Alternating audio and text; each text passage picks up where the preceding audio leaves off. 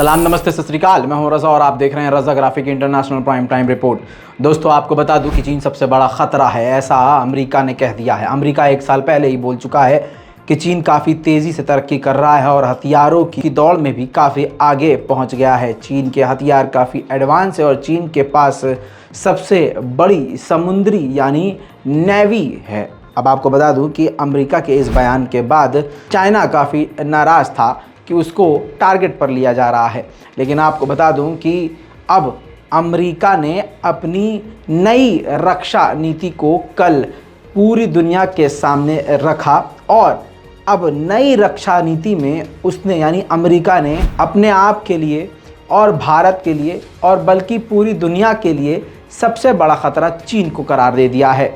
और साथ में जो कल तक अमेरिका भारत को आड़े हाथ लेने की कोशिश कर रहा था रशिया के नाम पर, तो कभी किसी के नाम पर, अब उसने अपनी रक्षा नीति में भारत का जिक्र करते हुए अमेरिका ने भारत को सबसे बड़ा लोकतांत्रिक देश घोषित किया है और कहा है कि चीन के खिलाफ भारत के साथ मिलकर लगातार अमेरिका काम करेगा। दोस्तों, अमेरिका ने अपनी रक्षा नीति में कई अहम चीज़ें बोली हैं, लिखी हैं, जिसमें एक अहम बात ये लिखी है कि वो किसी भी देश से टकराव नहीं चाहता है। वो ऐसे देशों से, खासकर चीन से टकराव नहीं चाहता है, क्योंकि अगर चीन से टकराव होगा तो परमाणु युद्ध छिड़ सकता है और परमाणु युद्ध से बचने के लिए वो टकराव नहीं बनाएगा, लेकिन हथियारों को बनाएगा, नए हथियार विकसित करेगा और भारत और पड़ोसी देशों के साथ मिलकर चीन के खिलाफ काम करता रहेगा। दोस्तों, अमेरिका की नई रक्षा नीति के मुताबिक ये साफ जाहिर हो गया है कि अमेरिका को इस वक्त सिर्फ और सिर्फ चीन का खौफ है। वहीं बात करें भारत की, तो भारत के लिए भी चीन एक बड़ा खतरा है, क्योंकि चीन का बॉर्डर भारत से मिला हुआ है। वहीं भारत के लिए चाइना इसलिए और बड़ा खतरा है क्योंकि अगर चाइना पंगा लेगा तो दूसरी तरफ से पाकिस्तान भी चीन का ही साथ देगा। चीन और पाकिस्तान की दोस्ती से सारी दुनिया वाकिफ है, लेकिन इस बार पाकिस्तान के रुख बदले हुए नज़र भी आ रहे हैं। इस वक्त पाकिस्तान की आवाम सबसे ज़्यादा कश्मकश में है।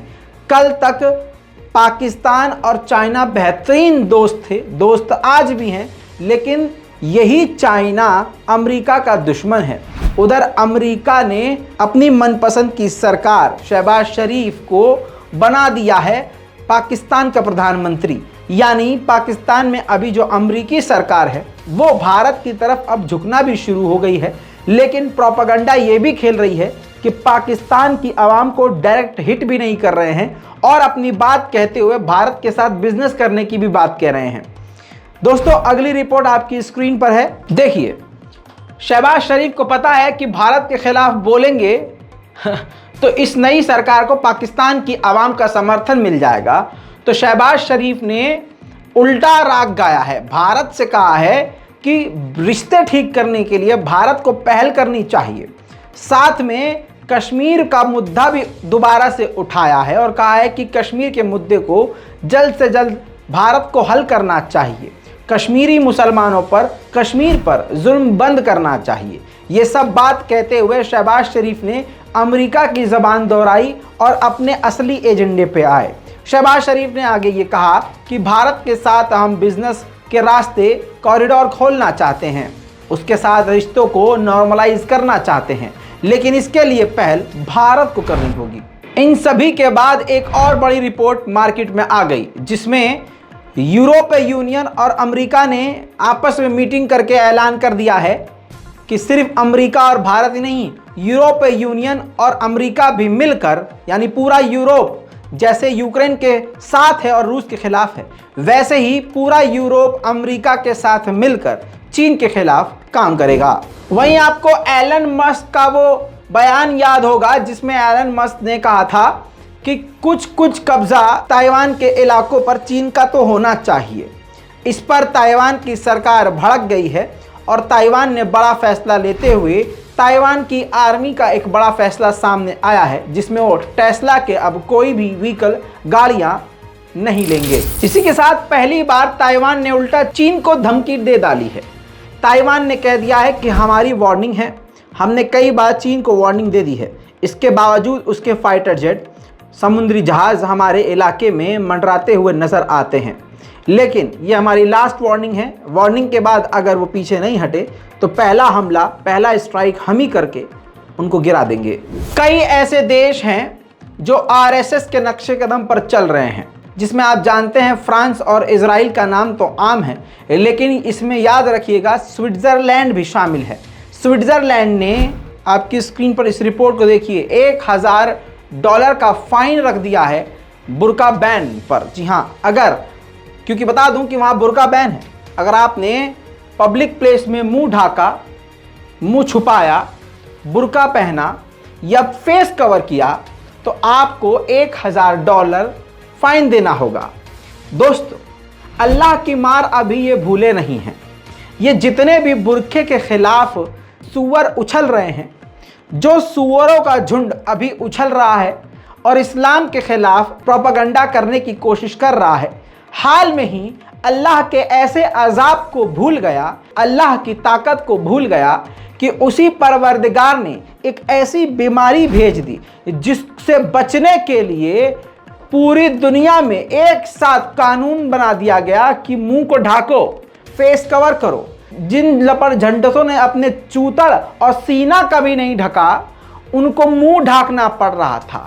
खौफ इन देशों में इतना था, जो खुद हिजाब के विरोधी थे, कि ऊपर से नीचे तक पीपीई किट जो सेम टू सेम बुरखे की तरह होता है, हाँ याद होगा, पीपीई किट देखा होगा, वो पहन पहन कर घरों में लोग रह रहे थे, हाथों में दस्ताने यानी ग्लव्स पहन रहे थे, अपनी आंखें तक ढाक रहे थे, पूरा शील्ड पहन रहे थे। तो अल्लाह की मार को ये नहीं भूले हैं, इंशाअल्लाह ये ऐसे ही गारत होंगे। अपने ही मुंह पर तमाचा पड़ गया था जब कोरोना मौत सामने खड़ी थी। आज हिजाब पर पाबंदी लगाने की बात कर रहे हैं। ये वही लोग हैं जो अपनी अम्मा और बहनों को दिन रात नंगा देखते हैं और ये चाहते हैं कि हमारे घरों में औरतें नंगी हैं तो दूसरे की भी नंगी रहनी चाहिए। ये इनका सिंपल सा सीधा सा एजेंडा है। बहरहाल, कोई नकाब पहने या बुर्का पहने या चादर ओढ़े या अक्सर खुला रखे, ये उस लड़की, उस महिला की मर्जी है, लेकिन ये इस्लाम के खिलाफ एक बड़ा प्रोपेगेंडा है। अब सुन लीजिए, यूरोप के सबसे बड़े कोर्ट ने इस्लामोफोबिक बयान दे दिया है। और आप जानते हैं कि यूरोप से आप उम्मीद क्या करते हैं?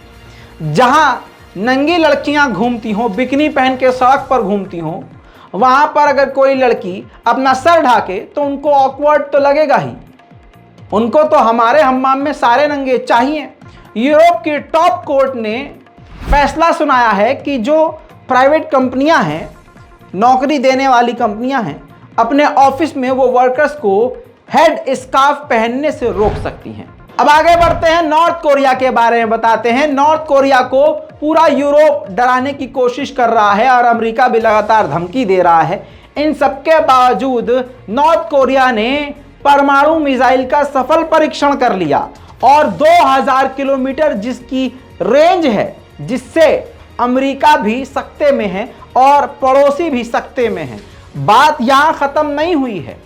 नॉर्थ कोरिया ने सफल परीक्षण करके, सक्सेसफुल उसको टेस्ट करके अपने बॉर्डर पर तैनात भी कर दिया है। वहीं एक बड़ी कामयाबी डोनाल्ड ट्रंप को मिल गई है। डोनाल्ड ट्रंप की जो सोशल मीडिया ऐप खुद की है, ट्रुथ सोशल, जी हां, उसको गूगल ने वेरीफाई कर दिया है। अब ये प्ले स्टोर पर मिल जाएगी आसानी से, जिसके बाद अब कहा यह जा रहा है कि डोनाल्ड ट्रंप की यह सबसे बड़ी कामयाबी है। याद दिला दूं कि फेसबुक और ट्विटर ने डोनाल्ड ट्रंप को लात मारकर बाहर कर दिया था, जिसके बाद डोनाल्ड ट्रंप की टीम ने अपना खुद का प्लेटफॉर्म बना लिया।